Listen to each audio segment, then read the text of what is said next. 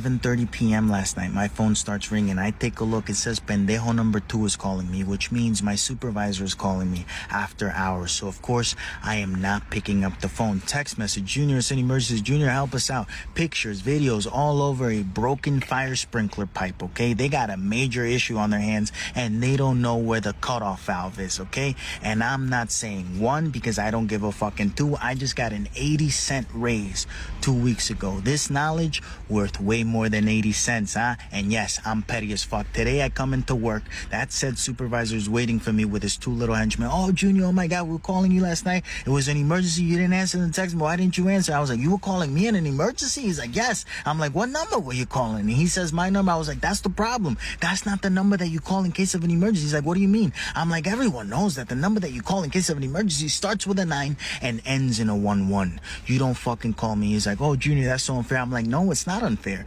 You didn't include me in the emergency fund money when we were talking about raises 2 weeks ago. You gave me 80 cents. 80 cents does not equate to the amount of information that I know, and you're my supervisor, right? He's like, yes, I'm your supervisor. I'm the authority figure here. I was like, well, if you're supervising someone, you should know the exact same information that that person knows. That person should rely on you for information, not the other way around, huh? How can you make more money than me and no less than me? This doesn't make any sense, which brings up a very important question for yourself. If you find yourself ruling, supervising other people, make sure that you know what you need to know, and you don't find yourself depending on an asshole like me that's going to remind you how fucking stupid you actually are, okay? And he says, oh, Junior, we offered you a promotion. I was like, you offered me a trap. You offered me an extra $3,000 a year for an extra 10 hours a week. How the fuck does that make sense? I already don't like you. If I have to spend another 10 hours a week with you,